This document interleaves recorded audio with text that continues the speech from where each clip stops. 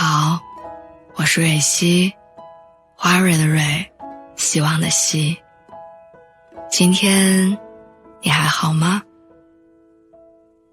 无论你在哪儿，无论今天你经历了什么，我的声音都会一直陪着你。听完今天的故事，祝你晚安，做个好梦。我记得去年特别流行水培郁金香的时候，我在网上买了郁金香的种球，最好最贵的那种。我还特意挑选了一个特别精致的透明玻璃花瓶，立志要把它养好。刚养的那几天，我每天早上都会跑去阳台看它的变化，3-4天换一次水，1个星期加一次营养液。阳光好的时候，也会选一个最合适的角度给它晒太阳。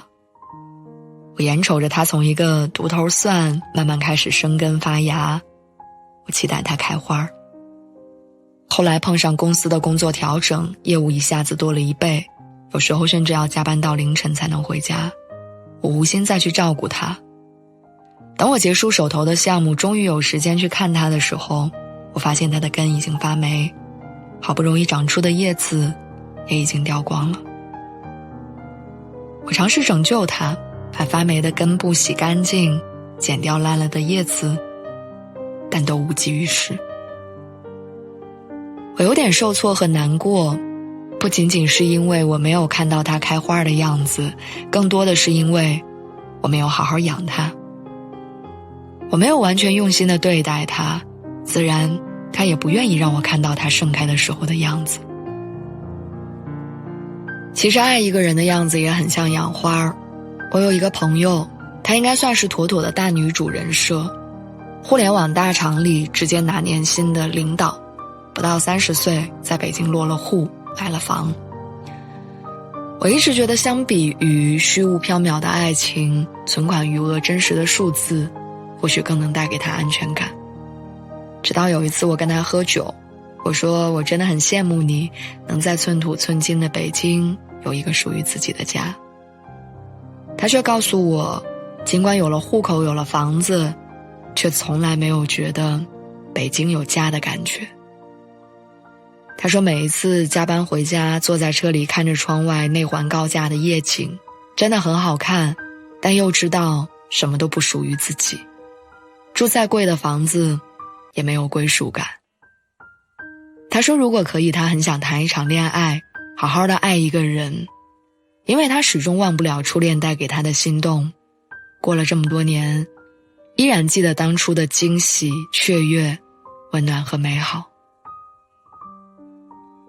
那一刻我突然之间意识到，真正能让我们感受到温暖和踏实的，或许不是漂亮的学历证书、存款的数字，也不是站在多高的地方，住在多大的城市，而是那个陪你一起升级打怪的人，他能一直站在你身旁。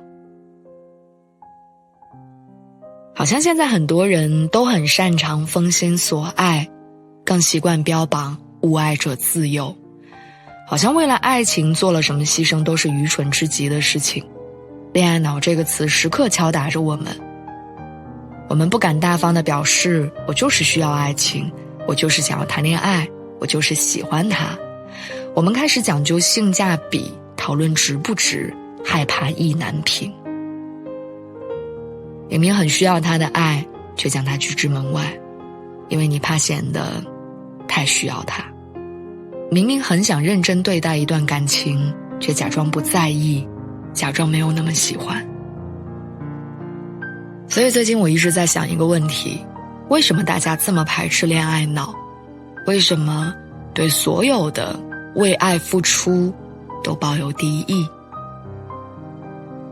后来我想通了，因为我们害怕受到伤害，害怕最后没结果。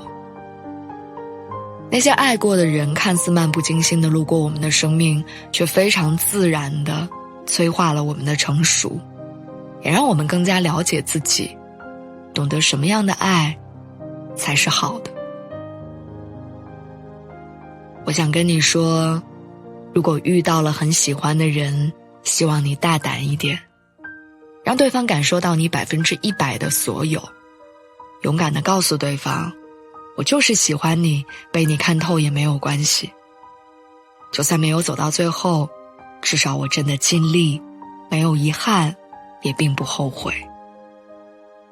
就像那株郁金香，我一直在想，如果当初我能好好养它，就算最后它没有开花，我也不会那么遗憾。于是前几天我又买了一株郁金香的种球，这一次我决定要好好把它养大。